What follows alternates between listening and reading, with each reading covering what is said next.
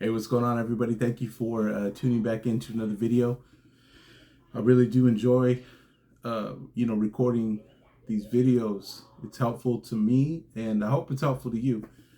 And I feel like if you are, listening to these recordings regularly, I try not to make them too long because, I know these days everybody's attention span is pretty short, and I want what I'm saying to be helpful, right? I want to contribute in a positive way to somebody, whether they're looking to just see things different. I've gotten some great feedback. I do appreciate the feedback. Even any, type of constructive criticism. I don't mind that at all. Keep in mind that this is something I'm trying to be consistent on. I'm absolutely not there yet, wherever there's at. This is something I'm starting on. So, any constructive criticism, anything you feel would be helpful. Again, any subjects you might want me to cover, any topics that you feel would be, interesting to you, or hey, maybe you want to hear my insight on something. If I've earned that, which I think is great. Anytime you want to know somebody's thoughts on something in particular, I feel like that's that's a compliment to that person. And so, if somebody's listening to this and there's a particular subject or particular, topic that you want to hear about, put it in the comments. Let me know.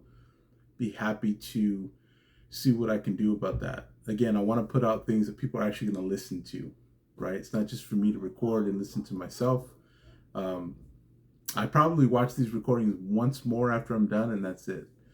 And so it's really just for those of you who are listening, anybody who's partaking in these videos, who's taking from these videos anything helpful, anything positive, anything informative. Maybe there was a certain thing that I said that maybe gave you a different angle, different outlook. That's really what this is about. In fact, that's what I like about YouTube, is that it's a community, right? This is a community effort. And why not put positive things out there? Why not put helpful things out there, right? There's plenty of negative. There's plenty of stuff that's, dragging us down daily, whether it's visually, whether it's things that are in the back of our mind, right?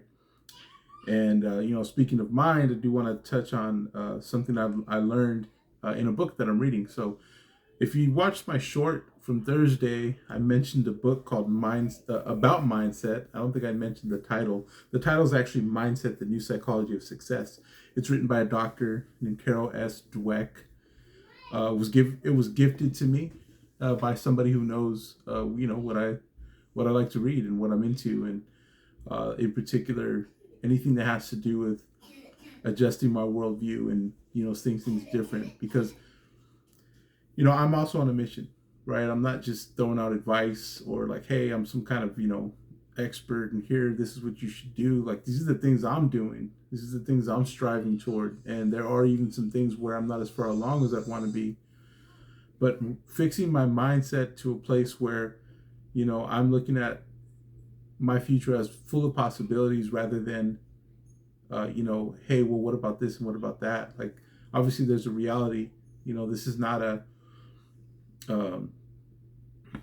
a magic show, right? Obviously, there's reality, there's real life, there's real obstacles, there's real challenges, trials, things like that. But I feel like mindset, we can get our mind in a place where it's always working for us rather than against us, then that's a good place to be. And so this book, Mindset, the New Psychology of Success, really interesting so far. I'm about 4 chapters in at this point. And yesterday in my reading, I was reading about a part in the book where the doctor's speaking about real examples that she knows of. She's talking about a colleague of hers and her colleague's daughters, who are these math whizzes, right? One of them is like number one in the state at some type of math level. Another one's in college majoring in math, one of the top programs. And just the difference between the mindsets, right? And in this chapter, up to this point, she's talking about stereotypes. She's talking about how historically women have scored less in science and math, and there's these perceptions for for certain people that we and it's really interesting that as human beings we've developed these ideas about ourselves, and some of these things are not even readily understood by us. They're stored in our subconscious, but we've developed these identities of ourselves, and sometimes it's based on race, it's based on economic status, it's based on gender, right? You might have these ideals or beliefs about yourself or your abilities based on these things. And what the premise of this book by Dr. Dweck is that, hey, there's two types of mindsets that she's seen. So one is a fixed mindset, one is a growth mindset. So fixed mindset meaning, hey, this is what I got, this is how things are, and I'm at make or break, right? So in school, somebody with a fixed mindset is like, hey, if I don't do well at this subject, that means I'm not good at it. Whereas you have a growth mindset, which is the other side of that. And a growth mindset is taking things differently. And all these things are have to do with responses, right? How does a person with a fixed mindset respond versus somebody with a growth mindset? Where somebody with a growth mindset sees opportunity and sees success in their efforts, right? Success in their trying.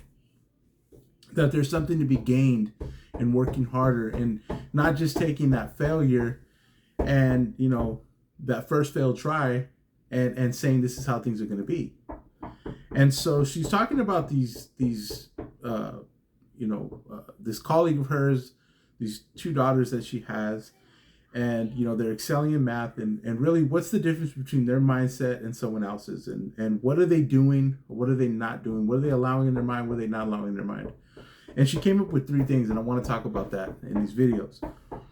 And this is a quote from her book, okay? It says, "Their heads are not filled with limiting thoughts, a fragile sense of belonging, and a belief that other people can define them."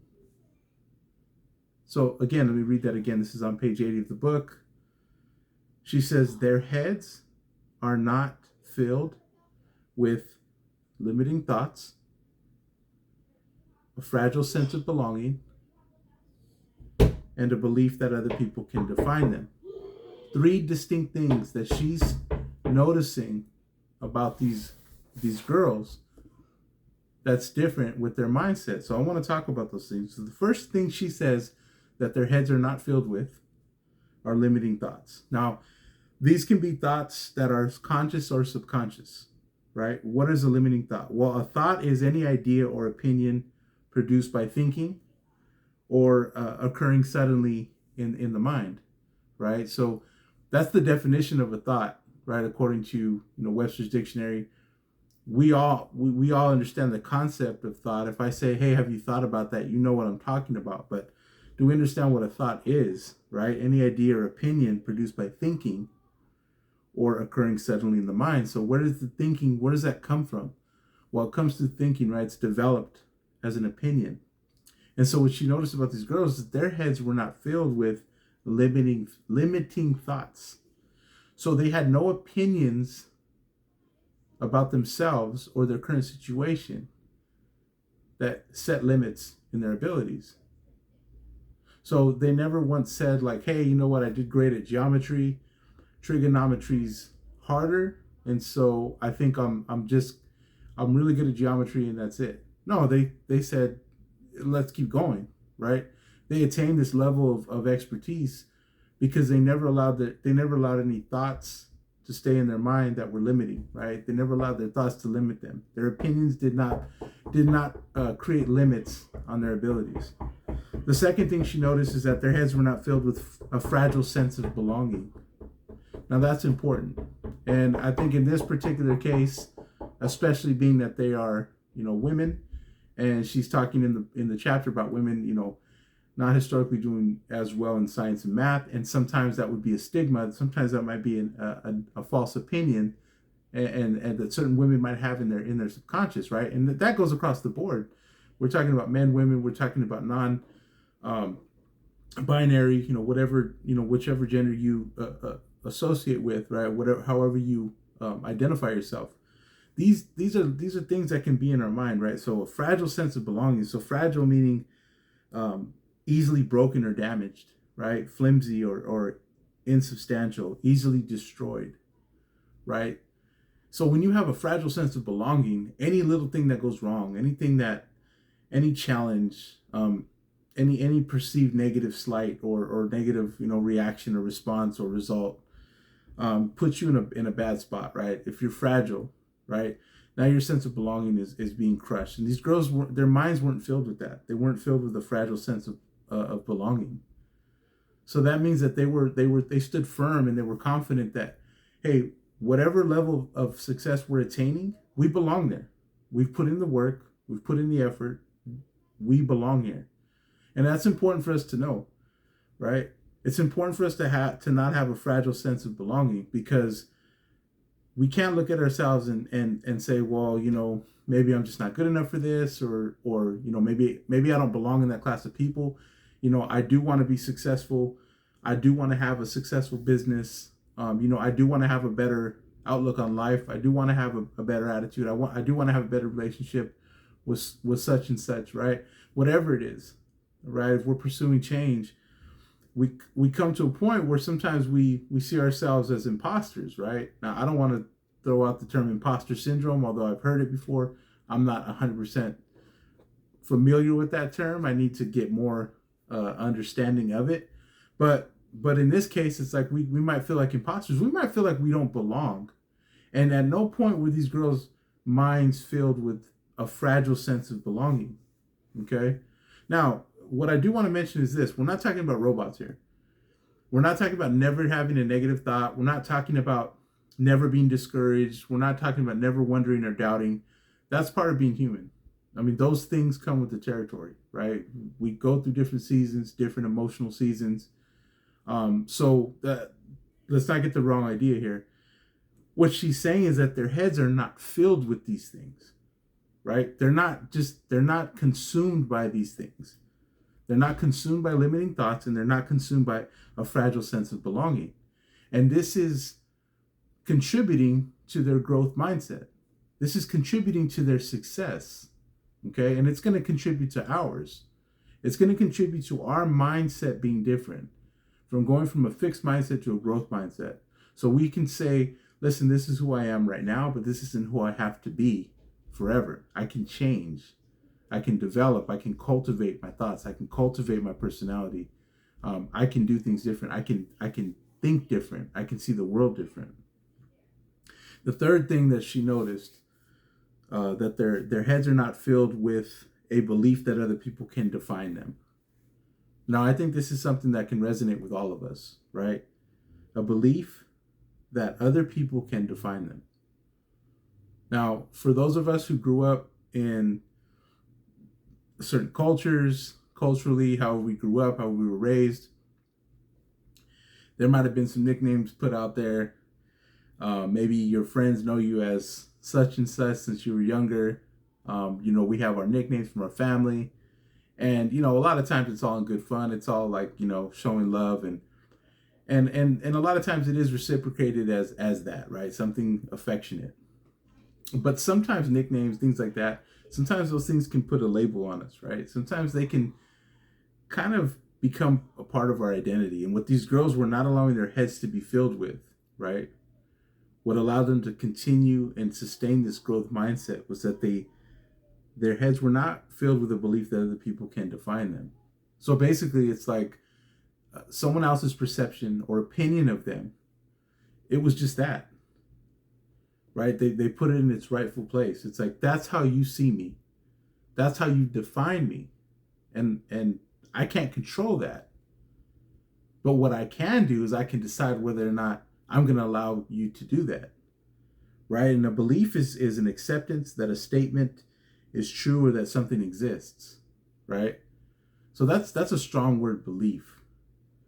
And I wonder how many of us have that belief that other people can define us, and whether we know it or not. And that's why I'm so interested in this subject and these topics of mindset and personal development, because there's so many things that restrict us that we don't even recognize. We haven't even really identified those things yet. But the more we pay attention, the more we look and when we think, like, where are my thoughts going? What do I spend the majority of my time thinking about? Do I feel like I belong? Do I see myself in that space? Do I feel like I belong as that successful person that I want to be? Do I feel like I belong there? Do I feel like a fraud? Why do I feel like that? Why do I have a fragile sense of belonging? Why do I have limiting thoughts? Why am I entertaining those things? Why do I have this belief that other people can define me? These are the questions to ask ourselves. Now, so Dr. Dweck, she noticed that in these girls, their heads were not filled with these things. And I feel like this is a key lesson for us to understand, is in order for us to maintain that growth mindset, in order for us to say, you know what, I believe that I can get to where I want to be if I'm willing to work on myself and work on my mind and how I see the world. This is a valuable lesson for us to understand, that these are the things that we cannot allow our minds and our heads to be filled with.